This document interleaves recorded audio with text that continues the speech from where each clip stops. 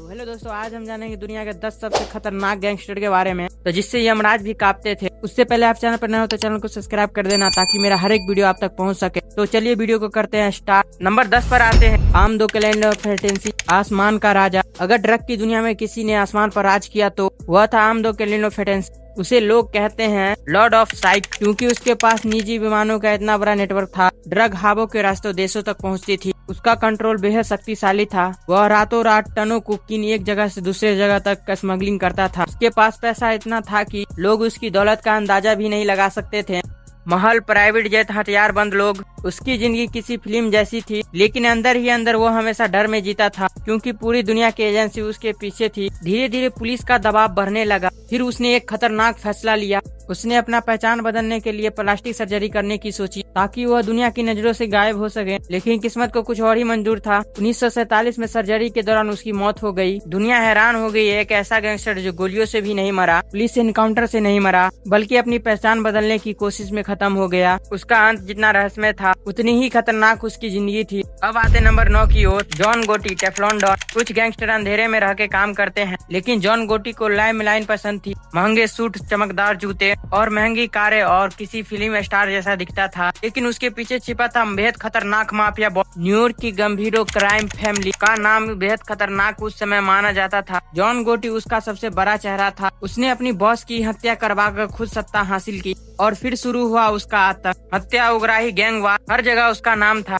लेकिन जॉन गोटी बाकी गैंगस्टरों से अलग था। उसे कैमरे पसंद थे। वह कोर्ट के बाहर मीडिया के सामने मुस्कुराता था। लोग उसे देखते रह जाते थे। और सबसे हैरान करने वाली बात है, उसके ऊपर कई केस चले, लेकिन हर बार वह बच निकला। इसी वजह से मीडिया ने उसे नाम दिया टेफ्लॉन डॉन, यानी एक ऐसा आदमी जिसके ऊपर आरोप चिपकता ही नहीं। लेकिन हर एक साम्राज्य की सबसे बड़ी कमजोरी अंदर से ही होती है। उसके सबसे करीबी आदमी ने उसके खिलाफ गवाही दे दी। FBI ने गुप्त रिकॉर्ड निकाली, और पहली बार जॉन गोटी बच नहीं पाया। उसे उम्र कैद की सजा हुई। जेल में धीरे धीरे बीमारी ने उसे तोड़ दिया। जिस आदमी के सामने पूरा न्यूयॉर्क झुकता था, वही आखिर में जेलों की दीवारों के बीच खत्म हो गया। अब आते नंबर 8 की ओर, ग्रिसेल्डा बेल्को, बेल्को बीरो का खौफ। अंडरवर्ल्ड में ज्यादातर पुरुषों का नाम सुनाई देता है। एक महिला ऐसी भी थी जिससे बड़े बड़े गैंगस्टर भी डरते थे, ग्रिसेल्डा बेल्को। उसे लोग बेल्को विंडो कहते थे, क्योंकि कहा जाता था कि जो भी उसके रास्ते में आया वह जिंदा नहीं बचा। उसका बचपन बेहद खतरनाक माहौल में बीता। करीबी अपराध, हिंसा, यही उसकी दुनिया थी।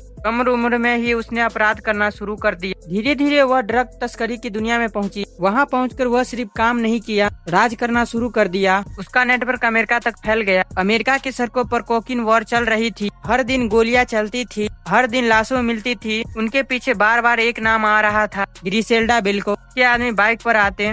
उसका आतंक इतना ज्यादा था कि और कुछ ही सेकंडों में बाइक पर आके मार कर चले जाते थे। लोग पुलिस से पहले उसका नाम सुनकर डर जाते थे। कहा जाता है कि उसने सैकड़ों हत्या करवाई, लेकिन उसके सबसे बड़ी डरावनी बात थी उसका सोच। उसके लिए इंसान की जान की कोई कीमत नहीं थी। अगर किसी पर शक भी हो जाए तो वह उसे खत्म करवा देती थी। धीरे धीरे पुलिस उसके पीछे पड़ गई। कई सालों तक भागने के बाद आखिरकार वह पकड़ा गई, लेकिन जेल जाने के बाद भी उसका नाम दर का पट्टिक बना रहा। और फिर 2012 में जब वो सड़क पर चल रही थी, तभी बाइक पर आए हमलावरों ने उसे गोली मार के हत्या कर दी, बिल्कुल उसी तरीके से जिस तरीके को उसने खुद मशहूर किया। की कहानी बताती है, अपराध की दुनिया में जो डर फैलाता है, एक दिन वही डर उसका पीछा करता है। नंबर 7 की ओर, लकी लुसियानो, माफिया का असली दिमाग। अगर अपराध की दुनिया में किसी इंसान ने सिस्टम बनाया तो वह था लकी लुसियानो। बाकी गैंगस्टर सिर्फ गोली चलाते थे, लेकिन लकी सिर्फ दिमाग चलाता था। उसका जन्म इटली में हुआ था, लेकिन बचपन में उसका परिवार अमेरिका आ गया। न्यूयॉर्क की गलियों में गरीबी, हिंसा, गैंगवार आम बात थी। छोटा लकी रोज यही सब देखता। धीरे धीरे वो भी अपराध की दुनिया में उतर गया, लेकिन उसके अंदर एक अलग सोच थी। वह समझ चुका था कि अगर अपराध को संगठित कर दिया तो पूरी दुनिया को कंट्रोल किया जा सकता है। उस समय अलग अलग गैंग आपस में लड़ती थी, हर दिन खून बहता था। लेकिन लकी ने एक नई चाल चली। उसने दुश्मन गैंग को साथ लाकर कमीशन बनाई, यानी अपराध बिजनेस के तरीके से चलने लगा। कौन सा इलाका किसका होगा, कौन क्या करेगा, सब नियमों पर तय होने लगा। और यही चीज उसे बेहद खतरनाक बना गई। वह सीधे सामने बहुत कम आता, लेकिन पदों के पीछे सारा खेल चलता। आदमी जुआ, ड्रग्स, शराब, हत्या, हर चीज कंट्रोल करता था। लोग कहते थे कि अगर न्यूयॉर्क की रात बोल सकती है तो हर सड़कों पर लकी लुसियाना का नाम सुनाई देता। लेकिन जितनी तेजी से उसका साम्राज्य बढ़ा, उतनी ही तेजी से पुलिस उसके पीछे पड़ गई। आखिरकार पुलिस ने उसे गिरफ्तार कर लिया, लेकिन जेल में रहने के बाद भी उसका प्रभाव खत्म नहीं हुआ। उसका बनाया हुआ माफिया सिस्टम आज भी अपराध की दुनिया में माना जाता है। वह सिर्फ गैंगस्टर नहीं था, अपराध की दुनिया का आर्किटेक्ट था। अब आते नंबर 6 की ओर। व्हाइट बुलेगर। बोस्टन शहर में एक ऐसा नाम जिसे सुनकर ही लोग रास्ता बदल लेते थे। व्हाइटन बुलेगर एक ऐसा गैंगस्टर जो अपराधी नहीं था, FBI का मुखबिर भी था। वे गैंगस्टर जिसे FBI भी बचती थी, और यही सब चीज बाकी गैंगस्टरों से उसे अलग बनाती है। वह बचपन से ही हिंसक था, कम उम्र में ही मारपीट चोरी, और धीरे धीरे वह गैंग्स से जुड़ा। उसका दिमाग बेहद तेज था। उसने जल्दी समझ लिया कि अगर पुलिस तुम्हारे खिलाफ हो तो बचना मुश्किल है, इसीलिए उसने खेल ही बदल दिया। वह FBI को दूसरी गैंग की जानकारी देना शुरू कर दिया, इसीलिए FBI कई बार उसे नजरअंदाज करती रही। यानी वह एक तरफ लोगों की हत्या करवा रहा था तो दूसरी तरफ कानून की सुरक्षा भी पा रहा था। उसका आतंक इतना ज्यादा था कि लोग उसके खिलाफ गवाही देने से डरते थे। कहा जाता है कि उसने कई लोगों को शक के आधार पर ही मरवा दिया। जो भी उसके रास्ते में आया वह गायब हो गया। वह सालों तक बोस्टन अपराध के जगत में राज करता रहा, लेकिन एक समय ऐसा आया जब FBI उसके रिश्ते का सच बाहर आने लगा। पूरा अमेरिका हैरान रह गया। लोग पूछने लगे क्या कानून खुद ही अपराधियों को बचाने लगा। जैसे जैसे जांच आगे बढ़ी, व्हाइट बुलेगर पर शिकंजा कसता गया, लेकिन फिर वह अचानक गायब हो गया। पूरा देश उसे ढूंढने लगा। FBI ने उसके फोटो को मोस्ट वांटेड क्रिमिनल की लिस्ट में लगा दिया। 16 साल तक वह फरार रहा। लोग सोचने लगे शायद वह मर चुका है, लेकिन 2011 में उसे आखिरकार पकड़ लिया गया। जब पुलिस उसके घर पहुंची तब वहाँ हथियार, नकदी और सालों के राज छुपे हुए थे। उसकी गिरफ्तारी ने साबित कर दिया कितना बड़ा भी गैंगस्टर क्यों न हो, एक दिन उसका भागना खत्म ही हो जाता है।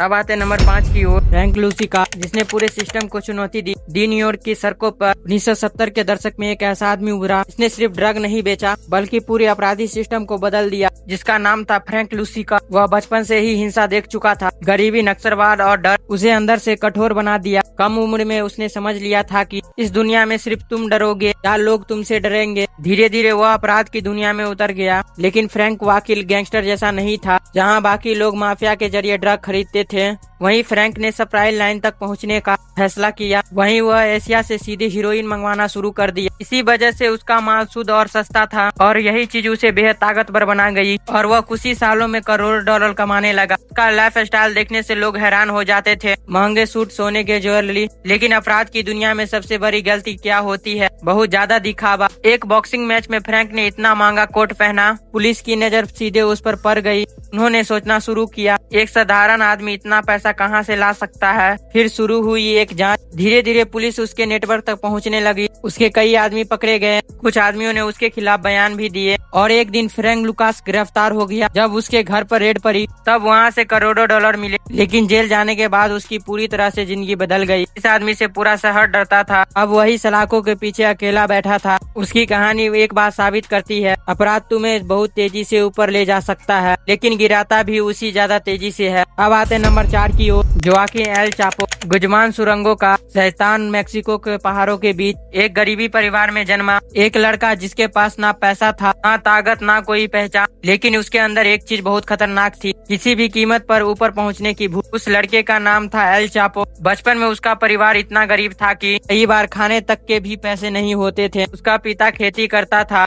लेकिन परिवार की हालत बेहद खराब थी। धीरे धीरे एल चापो अपराध की दुनिया में बेहद करीब जाने लगा। पहले छोटे मोटे काम, और फिर ड्रग की सप्लाई, और फिर दुनिया के सबसे बड़े काउंटरर से जुड़ा। लेकिन बाकी गैंगस्टर से अलग एल चापो सिर्फ हिंसक नहीं था, वह बेहद चालाक भी था। उसने सिलानो कंट्रोल को इतना बड़ा बना दिया कि उसका नेटवर्क कई देशों तक पहुंच गया। कोकीन, हीरोइन में हर तरह की ड्रग्स उसके रास्ते से होकर गुजरती थी। उसकी कमाई अरबों डॉलर में थी। लेकिन सबसे डरावनी बात क्या थी? उसका आदमी सैनिक जैसा ट्रेनिंग लेते थे। उसके पास machine gun, bullet proof car और कई सारे मिसाइल लॉन्चर भी थे। मैक्सिको के शहर में पुलिस से ज्यादा लोग काउंसलर से डरते थे। अगर किसी ने उसके खिलाफ जाने की कोशिश की तो पूरा परिवार गायब हो जाता था। लेकिन एल चापो की सबसे खतरनाक पहचान थी उसका भाग निकलना। 2015 में पूरी दुनिया हैरान हो गई। अब खबर आई कि हाई सिक्योरिटी जेल से भाग गया, और वहीं किसी फिल्मी तरीके से नहीं। उसने जेल के नीचे 1.5 किलोमीटर लंबी लंबी सुरंग बनाई। उसी सुरंग में बाइक थी, बिजली थी और हवा की सुरक्षा भी थी। दुनिया समझ ही नहीं पाई कि कोई इंसान इतनी बड़ी सुरक्षा तोड़ के कैसे भाग सकती है। कुछ लोग उसे जीनियस क्रिमिनल कहते थे, लेकिन उसके भागने के बाद मेक्सिको में और हिंसा बढ़ गई। सरकार पर दबाव बढ़ने लगा। अमेरिका भी पकड़ने के लिए उसे पूरी तरीका से ताकत लगा चुकी थी। फिर शुरू हुआ इतिहास का सबसे बड़ा मैनहंट। जंगल, पहाड़, गांव, हर जगह की तलाशी होने लगी। आखिरकार 2016 में खूनी ऑपरेशन के बाद उसे पकड़ लिया गया। तब पुलिस उसके घर पहुंची। तब गोलियों की आवाज पूरे इलाके में गूंज रही थी। उसके कई आदमी मारे गए। इस बार सरकार कहीं भी कोई गलती करना नहीं चाहती थी। उसे अमेरिका भेज दिया गया। वह दुनिया के सबसे सुरक्षित जेल में से एक में बंद है, लेकिन आज भी मेक्सिको की गलियों में उसके नाम से लोग धीरे बोलते हैं, क्योंकि डर सिर्फ इंसान का नहीं होता है, उसकी कहानियों से भी होता है। अब आते नंबर 3 की ओर। दाऊद इब्राहिम भारत का सबसे बड़ा और अंडरवर्ल्ड का डॉन। मुंबई सपनों का शहर है, लेकिन एक समय ऐसा भी था इस शहर पर फिल्मों या बिजनेस का नहीं बल्कि अंडरवर्ल्ड का राज चलता था, और उस अंडरवर्ल्ड का सबसे बड़ा नाम था दाऊद इब्राहिम, एक पुलिस कांस्टेबल का बेटा, जो धीरे धीरे अपराध की दुनिया में इतना ऊपर पहुंच गया कि पूरा सिस्टम उससे डरने लगा। शुरुआत छोटी मोटी चोरियों और स्मगलिंग से हुई, फिर उसने बनाई डी कंपनी। उसके नेटवर्क में डर, हथियार, हवाला, सुपारी, किलिंग सब शामिल था। 1993 में मुंबई ब्लास्ट में पूरा दुनिया उसके नाम से डरने लगी। इस धमाके में सैकड़ों लोगों की जान गई। भारत की एजेंसी ने उसे देश का सबसे बड़ा दुश्मन घोषित कर दिया। लेकिन दाऊद सिर्फ गैंगस्टर नहीं था, वह बिजनेस और बॉलीवुड और राजनीति तक पहचान बना ली थी। कई फिल्म प्रोड्यूसर उससे डरते थे, कई लोग उसके नाम से कांपते थे। उसका नेटवर्क इतना मजबूत था कि कहा जाता है अगर दाऊद किसी को ढूंढना चाहे तो दुनिया के किसी भी कोने में ढूंढ सकता है। आज भी उसके बारे में कई रहस्य है। कई लोग कहते हैं वह जिंदा है, कई लोग कहते हैं नहीं, लेकिन एक बात तय है, भारत अंडरवर्ल्ड की कहानियां दाऊद के बिना अधूरी है। अब आते नंबर 2 की ओर। AI compound. शिकागो का खूनी बादशाह, अमेरिका का शहर शिकागो, जहां कई रात गोलियों की आवाजों से गूंजती थी, उस शहर पर राज करता था AI कंपाउंड। उसका जन्म एक गरीब परिवार इटालियन के घर में हुआ था। बचपन में वह सामान्य लड़का था, लेकिन किशोरा उम्र में ही वह अपराध की दुनिया में उतर गया था। वह बेहद चालाक था। जब अमेरिका में शराब बंद हुई, तब लोगों की सबसे बड़ी कमजोरी बन गई गैर कानूनी शराब, और AI कंपाउंड ने इसी कमजोरी का सबसे बड़ा साम्राज्य बना लिया। उसने शराब तस्करी और जुआ और हत्या के जरिए करोड़ों डॉलर कमाया। उसका गैंग इतना ताकतवर था कि पुलिस भी उससे डरती थी। आज भी उसे अमेरिका के सबसे बड़े गैंगवार में जाना जाता है। एक दिन उसके आदमियों ने दूसरे गैंग के आदमियों को एक लाइन में ठहरा कर गोलियों से भून दिया। लेकिन सबसे डरावनी बात ये थी कि AI कंपाउंड खुद को अपराधी नहीं मानता था। वह लोगों की मदद करता था, खाना बांटता था और खुद को जनता का आदमी बताता था। लेकिन कानून आखिरकार कानून होता है। पुलिस उसके खिलाफ हत्या साबित नहीं कर पाई, लेकिन उसे टैक्स चोरी में पकड़ लिया गया, और यही चीज उसे गैंगस्टर का पतन का कारण बना दिया गया। उसे जेल भेज दिया गया, और एक समय ऐसा आया जब शिकागो का सबसे खतरनाक आदमी अकेलापन में मर गया। अब आते नंबर 1 की ओर। पोल्वो 112, कोकीन का राजा। 1980 के दशक में किसी इंसान के पास इतना पैसा था कि वह हर हफ्ते करोड़ों रुपए रबर बैग खरीदने में खर्च करता था। वह था पोलो 112। कोलंबिया के एक छोटे से शहर में जन्मा एक लड़का। शुरू में छोटी मोटी चोरियां करता था, कबर के पत्थर चुराता था, नकली सर्टिफिकेट बनाना, कार चोरी करना, यही उसका शुरुआती काम था। लेकिन उसके अंदर बाकी एक चीज सबसे अलग थी, बड़ा बनने की भूख। धीरे धीरे वह ड्रग की दुनिया में कदम रखा, और फिर उसने बनाया मेडिलिन कार्टेल। कुछ ही सालों में उसका नेटवर्क इतना बड़ा हो गया कि अमेरिका में 80% बिकने वाले कोकीन उसके रास्ते से होके जाती थी। उसके पास अरबों डॉलर थे, इतना पैसा कि वह जंगलों में कैश दबा के रखता था। लेकिन पैसा जितना बढ़ा उतना ही उसका आतंक बढ़ा। जो उसके खिलाफ जाता वह जिंदा नहीं बचता। जज, पुलिस अधिकारी, पत्रकार, किसी को नहीं छोड़ा गया। कहा जाता है कि उसने हजारों लोगों की हत्या करवाई। उसका एक ही नियम था, सिल्वर या लेड, यानी या तो रिश्वत लो या गोली खाओ। कोलंबिया की सरकार भी उससे डरने लगी। उसने अपने लिए निशान महल बनाए, निजी चिड़ियाघर बनाया, यहाँ तक कि उसके घर पर हेलीपैड भी थे। लेकिन हर अपराधी की तरह उसका अंत करीब आ रहा था। अमेरिका और कोलंबिया ने उसे पकड़ने का ऑपरेशन शुरू किया। पूरा देश युद्ध के मैदान जैसा बन गया। आखिरकार 1993 में पुलिस ने उसे ढूंढ निकाला। वह छत पर भाग रहा था, गोलियां चल रही थी। फिर एक गोली ने दुनिया के सबसे बड़े खतरनाक ड्रग डीलर को खत्म कर दिया। लेकिन आज भी उसका नाम इतना डरावना लगता है कि लोग उसका नाम सुनते ही डर जाते हैं। तो ये थे दुनिया के कुछ 10 सबसे खतरनाक गैंगस्टर। इनमें से सबसे खतरनाक गैंगस्टर कौन है, कमेंट सेक्शन में जरूर बताना, और चैनल को लाइक शेयर सब्सक्राइब कर लेना। मिलते हैं एक नए वीडियो के